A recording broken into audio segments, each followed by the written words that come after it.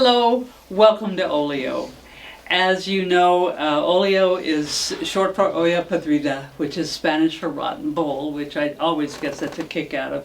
It's Spanish for Portuguese dish, for a Spanish Portuguese dish with pork of all its iterations, bacon, sausage, ears, as well as chicken, chickpeas, cabbage, carrots, beans, and of course onion and garlic, and so that's what that is. But it's there's another meaning of olio, and it's what happens in melodrama. You might have somebody, and in between parts of melodrama, you have a singer, maybe you have somebody juggling, you might have somebody telling jokes. So so what we have here is apples, oranges, and a monkey wrench. So welcome to your monkey wrench.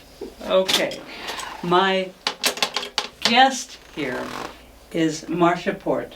Marsha, thank you for joining me. You're welcome. And you may or may not want to know her email. Her email, MROBINS48 at yahoo.com. mrobbins48 at yahoo.com, because she will have stuff that you might want to know more about. And so where were you last weekend? Last weekend I was in Aden, California, which is in Modoc County, the most northeastern county we have in the state. With the fewer people, the fewer places that have lights. Right, we wanted dark skies because I was at the Golden State Star Party. So the Golden State Star Party. Yes, California has a star party every year, and between 200 and 400 people come to a high desert. It's actually a cow pasture. Okay. And we bring in dumpsters. We set up a huge tent. People bring their RVs. We have porta potties. It's kind of like a Burning Man for astronomers. Okay. Yes. Yes. And so at night when dark fall, we have dark skies. Everybody undoes their telescope, and we all look at the stars for all night. All night long. Yes. Yeah, so you're exhausted in the day. Yes. Yeah. So everybody's sleeping and it's quiet. Yes. During the day, but at night, wow. Yes. Yeah. Oh, and some people bring some amazing telescopes. You kind of classify their telescope by the size of the mirror. Okay. So I have a 16-inch mirror. And By which you mean something like this? Yes, its diameter is 16-inch. Okay. Now that used to be a really big telescope. It used to be big, but yes, now. but I have friends who have 24-inch, 28-inch, and you have. I have a picture of one of these, the 28-inch, and a ladder that you have to climb in order to look through the eyepiece. Oh my. Okay. But the bigger the mirror, the farther in space that you see. You see galaxies far, far away, literally. Yes. Things that you can't see unless you look at something that like the other outer space telescopes look at. Okay. And why did you start doing this? Well, okay, 3rd grade, I fell in love with the solar system. Our 3rd grade teacher, Mrs. Smith, introduced the planets, the sun, and I thought I died and went to heaven.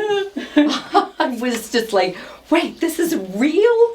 I don't know why I hadn't known about it before, and ever since then I have been looking up.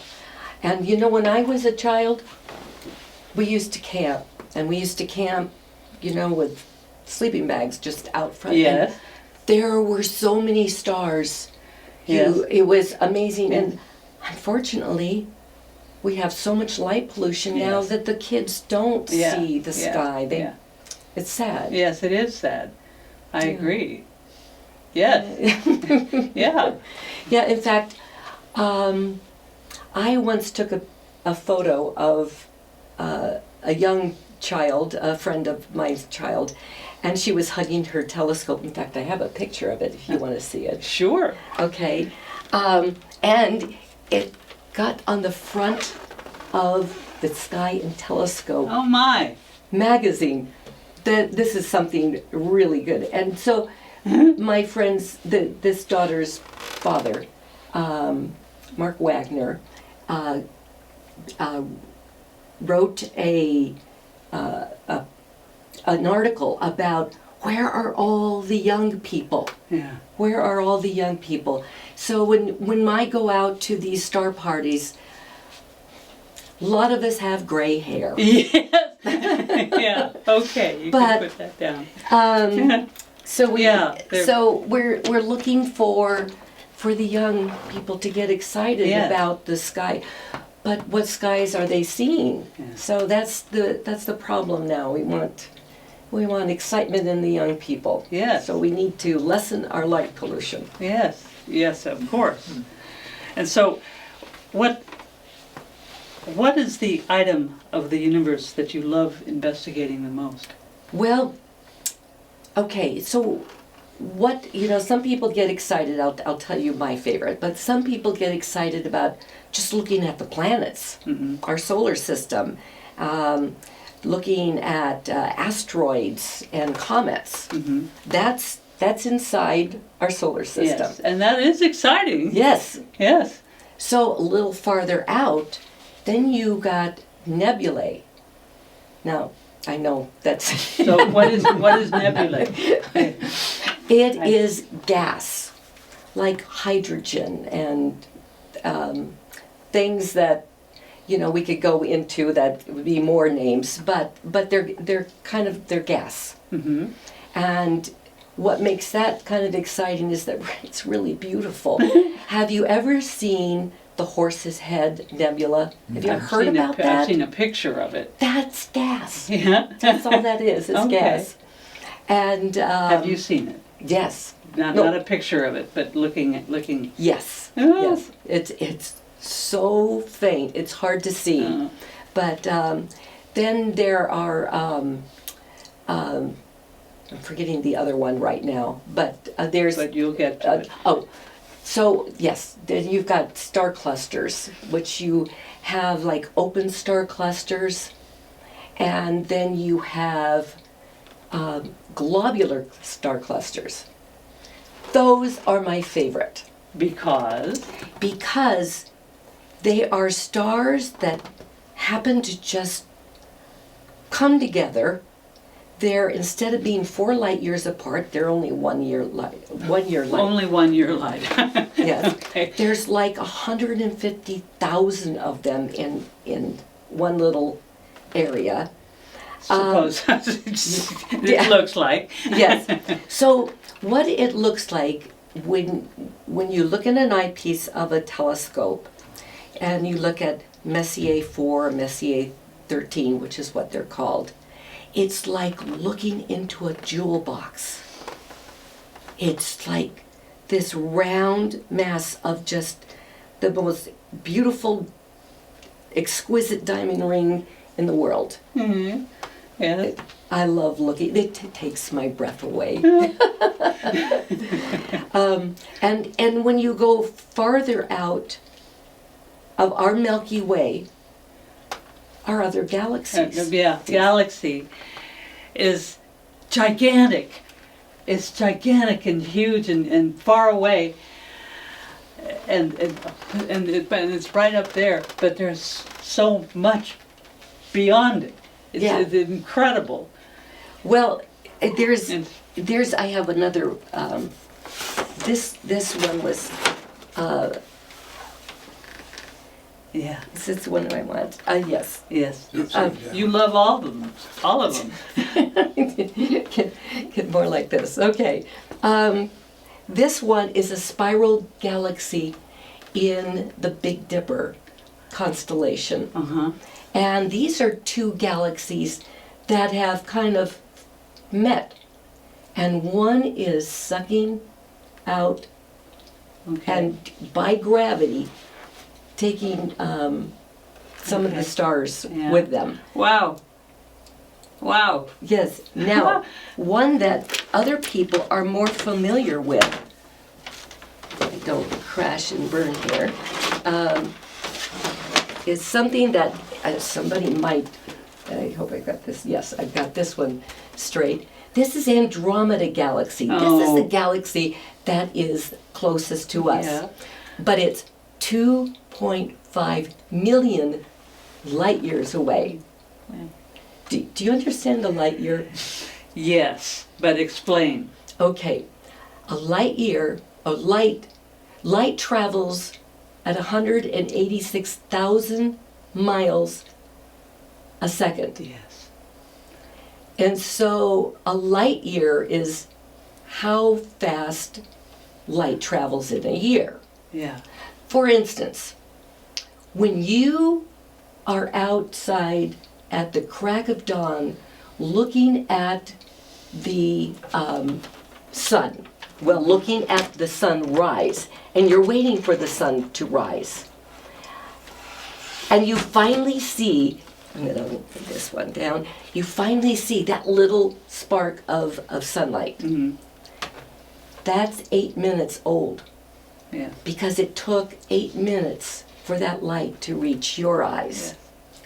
So, like, when I look at the Big Dipper, which most people are familiar with, Mhm. those are 78 to 124 light years away. So the light that I see from the Big Dipper is actually, looking back in history, it started to come before I was born, because I'm not 78 years old yet. Yeah. So this galaxy, the Andromeda Galaxy, is actually moving towards us. And it was just in the news that it might not hit us. But if it does, we've got 2.5 million years to wait for it. Yeah. Fifth grade, fourth grade, Third seventh? grade. It was third grade, but I learned you, about it. And you've been learning about this since then. Well, I've been fascinated with it and been trying to learn about it when I can. And then finally, it was 1997 that I said, I'm going to get a telescope and I'm going to figure out the sky. Mm-hmm. I'm going to learn the constellations. And so I ended up getting a 10-inch telescope. And what is a 10-inch telescope? 10-inch mirror. 10-inch, okay. 10-inch mirror. So you really can see a lot with a 10-inch mirror. Not as much as you want to now. Yeah, but they're heavy though. I have to be able to carry these. Yeah. You know, I had an 18-inch at one point, and I had to sell it because too heavy. Yeah. But so in 1997, I got a 10-inch telescope, and I started looking at the Messier objects. Charles Messier was a Frenchman, and he wanted to discover comets. But he kept running into, wait, what's that? What's that? And then he would mark down, oh, this is number one. I don't know what it is. And so He we have, investigated. so there are 110 of these objects. We call them eye candy.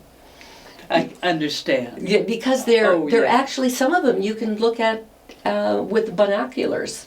So they're really fun to find and fun to look at. Mm-hmm. And then there's the Herschel 400 and then the Herschel 2500. In 2009, I finished the Herschel 2500. What do you mean you finished it? I looked at all 2,500 objects. You mean you found them? Yes, I found them. there. Yes, you have to. You have to find them. Yes. that is the quest, and it's fun, and it's really fun and hard, and yes, and you're always enthusiastic. Yes, there's a remember the road maps that we used to have, if you're old enough. Yes. That you had like 1 through, A through Z up here, and on the side 1 through 25 or whatever, and you would mix. You'd get end. Here's this, and here's this, and 10, and boom, there's the city we're going to. Mm-hmm. It's the same thing with a sky atlas, only it's in degrees. So you've got an angle up here, degrees, and that one, and you say, oh, it's in the constellation Sagittarius, and it's if you've learned enough, you know where that is. Some people call it the teapot. Okay. Yes. And then you star hop, and you find ways of, if you don't cheat and use something that takes the telescope to it, there's all sorts of ways. But if you don't do that and you figure out through asterisms and star hopping, you find a galaxy. Yourself, you find it. Far, far away. Yeah. Or a nebula, or a globular cluster, or... Which do you like best? I can't say, Susan. I like them all. I do. There's in Sagittarius what is called the Swan Nebula, because the nebula looks like a swan, and it's gorgeous. And most people might know the constellation Orion. It comes up in the winter, and the most famous constellation there is a star nursery. Mm-hmm. It's in Orion's sword. His belt's up here and his sword is down here, and it's in there where you see baby stars being formed, and this nebulae is all over the place, and it's just gorgeous. It's beautiful. And so are the planets. One time I showed my son a planet, Saturn, and he was so blown away from it, he said, "Wait, where's the magazine?" He thought I was holding up a magazine as he was looking through. Oh my goodness. Because it looks so real and big, beautiful, and beautiful. That he thought for sure it was not real, and it was a magazine. So it is all so wonderful. It's beautiful. My goodness. Now, you have taught about these things at the senior center? Yeah, at the Auburn Senior Center. Are you going to do this again? Yes, I'm due to do it again. I do like an hour-long session that kind of tells them from the Big Bang to today, what they can see out in the universe. Yes. And then when we can, I take them out and show them the sky with if we have enough darkness. Yes. Yeah. You have to have a new moon, and it has to be no clouds. Yeah. And it has to be in a dark space. Yes. Wow. So I have another question. Well, when will you be doing that? Oh. Do you know? No, I have to set it up with the... Okay.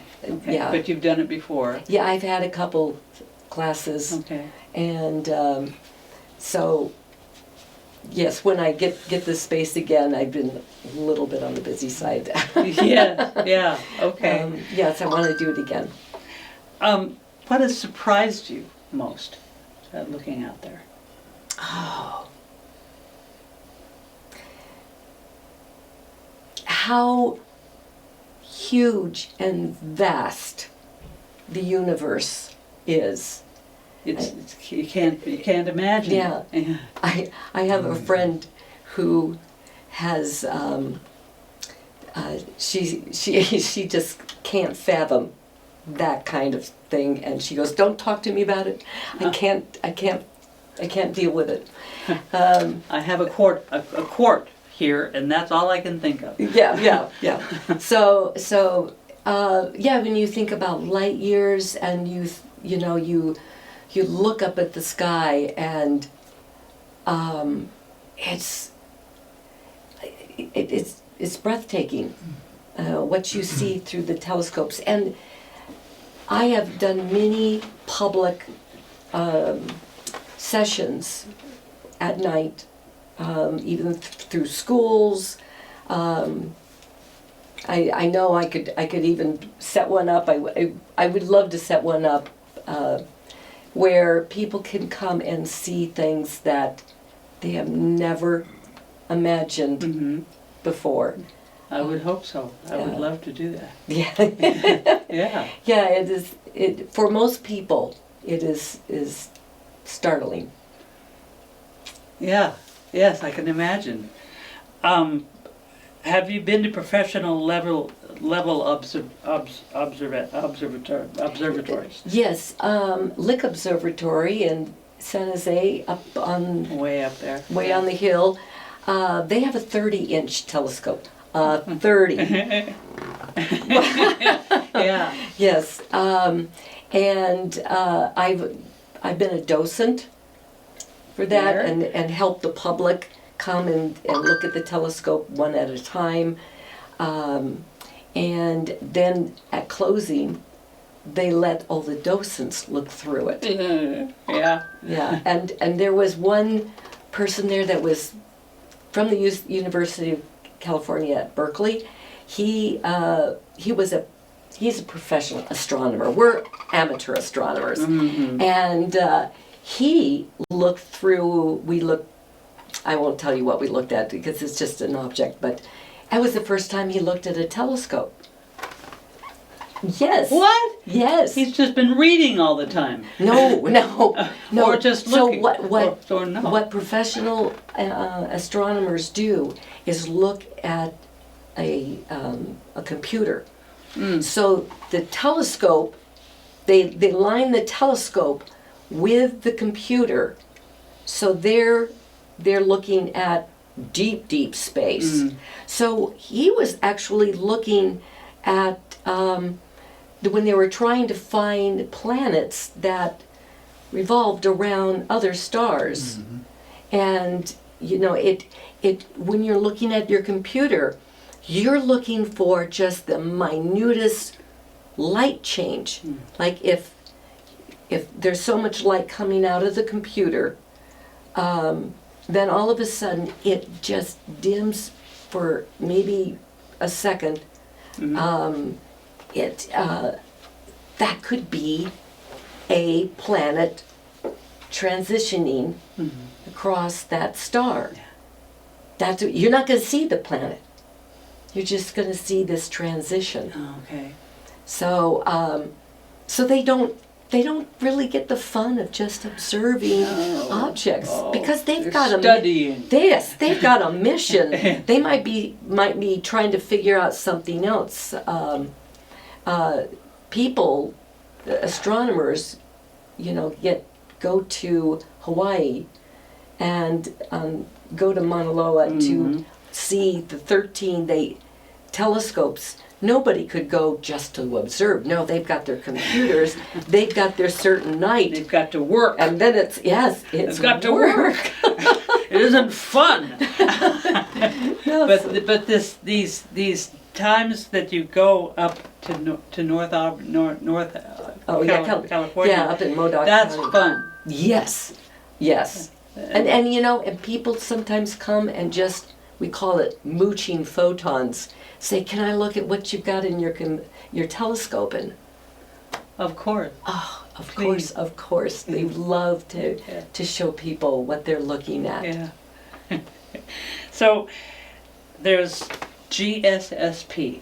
Yes, Golden State Star Party. Golden State Star Party. And if you just Google that. Yes, you could Google that, Golden State Star Party, and you can find the link. It will tell you when the next Star Party is, because we just had it in June, so the following June. But they might have some other. There's a Cal State Star Party too. Cal State. Okay. Yeah. Yes. They'll tell. That's in September. So. Ooh. Okay. Yes, you can see that. Wow. Okay. Oh my.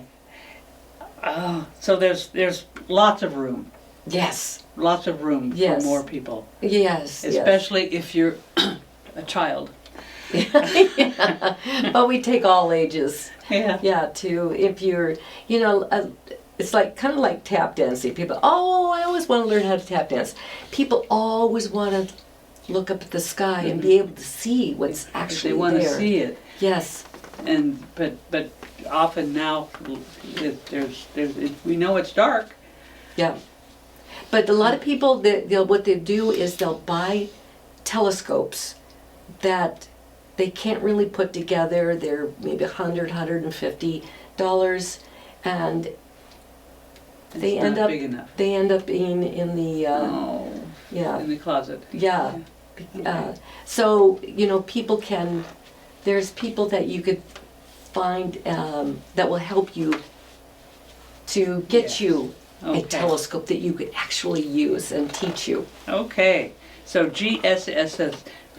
GSSP. Go Google that. Oh, Marsha. I wish I'd been with you, but I was busy. But so were you. You were having a wonderful time. Yes. Marsha Porte, thank you very much for joining me. You're welcome. I learned that you were having where you were. Oh, okay. Let's talk about that. And we did. Yes. Thank you. And thank you for watching. I'll see you again.